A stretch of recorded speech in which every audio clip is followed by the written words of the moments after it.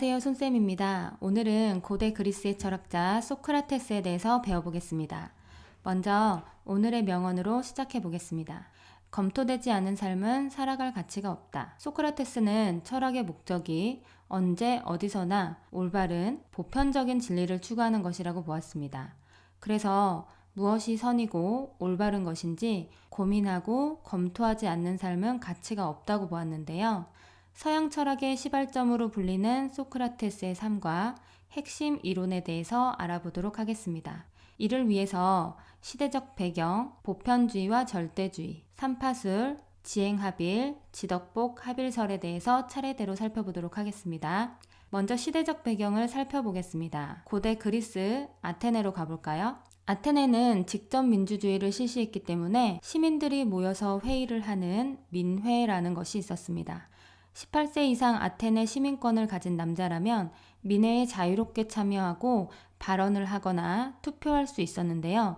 그러다 보니까 회의장에서 자신감 있게 연설을 하고 사람들을 설득하는 사람이 존경받거나 사회적으로 높은 지위를 얻었습니다. 또 당시에는 변호사라는 것이 없었기 때문에 법적인 문제가 생기면 스스로를 변호해야 하기도 했는데요. 한마디로 말을 잘하는 것이 중요한 사회였던 겁니다. 그런데 당시에는 공식적인 교육기관이 없었기 때문에 말을 잘하는 방법, 이것을 배울 만한 곳이 없었습니다. 그래서 소위 말 좀 잘한다 하는 사람들이 사설 학원을 열어서 말을 잘하는 법, 설득하는 법, 재판에서 무조건 이기는 법 등을 가르쳐줬는데요. 이것을 어려운 말로 수사술, 처세술이라고 합니다. 그리고 이런 것들을 가르치던 사람을 소피스트라고 불렀는데요. 소피스트라는 말의 어원을 살펴보면 지혜를 의미하는 소피아인 것에서도 알 수 있듯이 소피스트들은 처음에는 지식인, 교사와 같은 긍정적인 역할을 했습니다. 하지만 소피스트들이 지나치게 현실적인 문제와 이익에 얽매이게 되면서 문제가 나타나기 시작했는데요. 사람들을 설득해서 많은 사람들이 자신에게 동조하도록 만들면 그것이 곧 진리와 정의가 된다는 식의 태도를 보이게 된 것입니다. 따라서 보편적이고 객관적인 진리는 존재하지 않고 모든 것이 상대적이라는 극단적인 상대주의에 빠지게 되었습니다. 이뿐만 아니라 변론이나 논리 자체도 반대를 위한 반대만을 늘어놓는 궤변으로 타락했습니다. 소피스트들은 참된 진리나 가치 등은 전혀 생각하지 않고 상대방과의 논쟁에서 승리하기만 하면 자신의 말이 진리가 된다고 생각한 것입니다. 특히 이들은 부자들에게 자신의 지식과 기술을 가르쳐주고 대가를 요구했는데요. 이 때문에 지적인 사기꾼이라는 비난을 받게 되기도 했습니다. 그래서 오늘날에는 소피스트가 궤변론자라는 의미로 비꼬아져서 사용되기도 하죠. 어쨌든 소피스트는 모든 것은 각자가 인식하고 느끼는 대로 진리이고 각 사회와 국가가 가치 있다고 여기는 것이 다르기 때문에 보편적이고 객관적인 진리란 없다라고 주장을 합니다. 즉, 상대주의와 주관주의의 입장을 취하는 것입니다. 하지만 소크라테스는 이러한 주장에 반대하면서 상대주의의 역설을 꼬집는데요. 만약에 소피스트들의 말대로 모두의 의견이 옳다면 소피스트들의 의견이 틀렸다고 말하는 소크라테스의 의견도 옳은 것이 됩니다. 그렇다면 소피스트들의 의견은 틀린 것이 되는 것이죠. 또 한편으로 소피스트들이 자신의 의견이 가장 옳다거나 자신이 가장 현명하다라고 주장하는 것은 절대주의의 입장이기 때문에 논리적인 모순이 됩니다. 이와는 반대로 소크라테스는 모든 인간은 영혼을 지니고 있으며 이를 통해서 보편적인 진리를 깨달을 수 있다라고 보았습니다. 물론 여기서 말하는 영혼은 현대에서 말하는 이성입니다. 즉, 인간은 이성을 통해서 보편적인 진리를 인식할 수 있다라고 본 것입니다. 이것을 보편주의, 절대주의라고 합니다. 아테네에서 수많은 소피스트들이 궤변을 늘어놓을 때 혜성처럼 등장해서 보편적인 진리를 추구할 것을 주장한 소크라테스에 대해서 본격적으로 알아보겠습니다. 소크라테스는 아테네의 평범한 시민 계급 출신으로 조각가였던 아버지와 산파인 어머니 사이에서 태어났습니다. 소크라테스가 철학자가 된 데에는 친구의 영향이 컸는데요. 친구가 델피 신전에 가서 아테네에서 가장 현명한 사람은 누구입니까? 라고 물어봤는데 소크라테스라는 답을 들은 겁니다. 이것이 너무 신기했던 친구는 소크라테스에게 이 사실을 알렸는데요. 소크라테스는 신이 자신을 가장 현명한 사람이라고 했다는데 와우. 이유는 무엇일까 궁금해서 이를 탐구하기 시작합니다. 그런데 이 탐구 방법이 자신이 진짜 현명하냐고 주변에 물어보고 다니면 정말 이상하겠죠? 나 똑똑해? 나 똑똑한 거 맞아? 이렇게 물어보면 이상하게 보지 않을까요? 그래서 소크라테스는 사람들을 만나서 자신을 테스트해 보기로 합니다.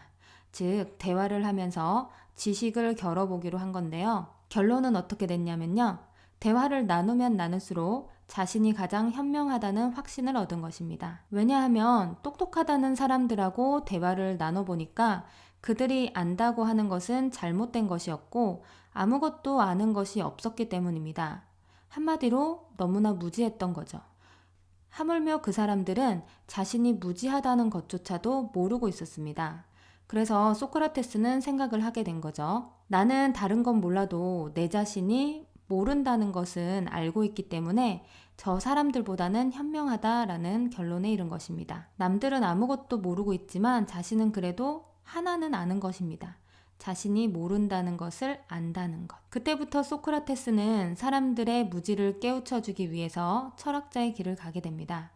사람들이 진리라고 믿고 있던 것들이 사실은 편견이나 관습, 편협한 시각에 따른 것이기 때문에 그것이 잘못된 것이고 진정한 알미 아니라는 것을 알려주는 것이 자신의 임무라는 생각을 하게 된 것입니다. 자, 그렇다면 소크라테스는 어떤 방법으로 사람들의 무지를 깨우쳐주고 진리를 터득하게 해주었을까요? 바로 자신만의 독특한 방법인 문답법을 사용했는데요. 문답법은 묻고 답하는 과정을 통해서 진리를 깨닫게 하는 것입니다. 상대방에게 꼬리에 꼬리를 무는 질문을 던지면서 스스로의 생각에 모순이 있다는 것을 깨닫게 하고 이를 교정하게 함으로써 진리를 발견하게 하는 것입니다.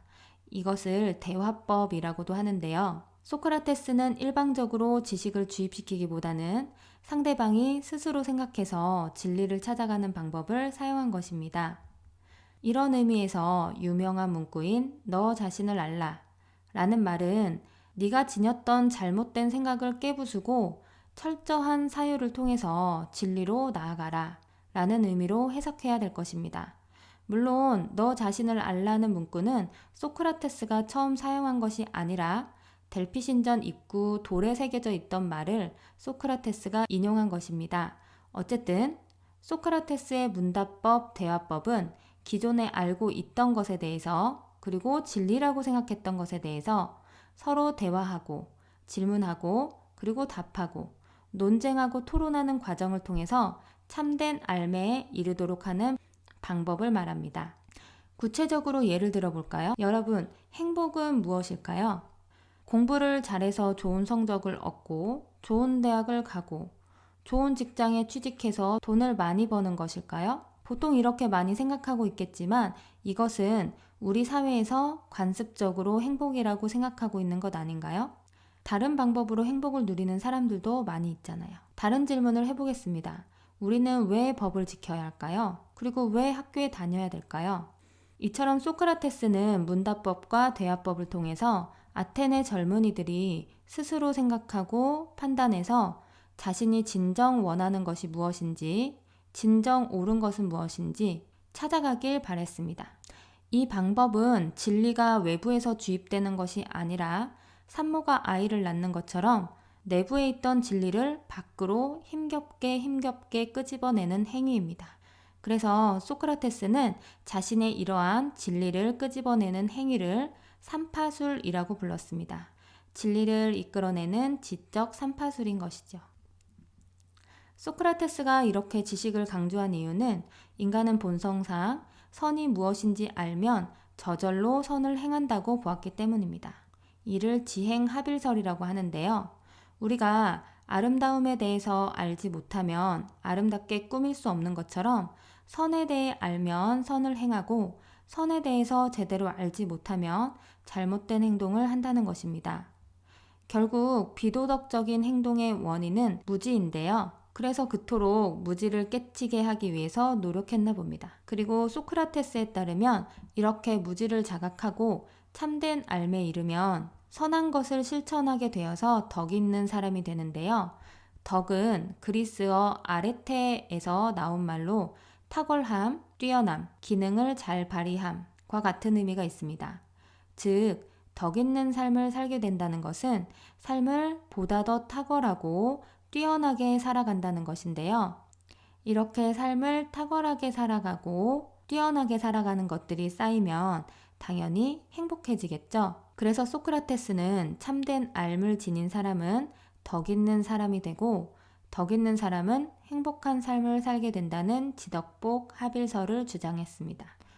소크라테스는 아테네 광장에 앉아서 오가는 젊은이들과 대화를 나누는 것이 일상이었고 이것을 매우 좋아했는데요. 이렇게 소크라테스와 대화를 나눈 젊은이들이 세상에 대해서 그리고 삶에 대해서 새로운 눈을 뜨면서 점점점 입소문이 퍼졌습니다. 소크라테스를 따르는 사람들도 많아졌죠. 그리고 이 젊은이들은 사회로부터 당연하다고 배워왔던 것들이 꼭 올바르지 않을 수도 있기 때문에 스스로 고민하고 성찰해서 행동할 필요가 있다는 것에 동의하기 시작했습니다. 하지만 기존의 사회체제에 따르길 원하는 기득권들은 이것이 자신들에 대한 도전으로 받아들여졌습니다. 그래서 신을 믿지 않고 아테네 젊은이들을 선동했다는 죄를 만들어서 소크라테스를 감옥에 가둡니다. 그런데 이 감옥의 문은 활짝 열려져 있었거든요. 제자들이 수시로 오갈 수가 있었고 당연히 제자들은 스승님에게 다른 나라로 망명할 것을 끊임없이 권유합니다. 하지만 소크라테스는 끝내 이를 거부하고 독배를 마시는데요. 검토되지 않은 삶은 가치가 없다. 언제나 정의와 진리를 추구하는 삶을 살아야 한다. 그것이 바로 행복한 삶이다.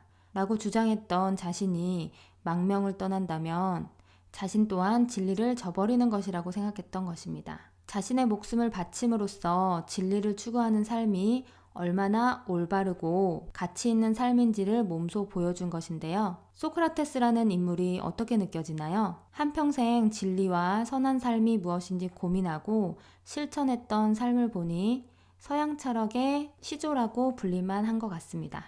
다음 시간에는 소크라테스의 제자이자 소크라테스를 뛰어넘는 철학자 플라톤에 대해서 배워보도록 하겠습니다.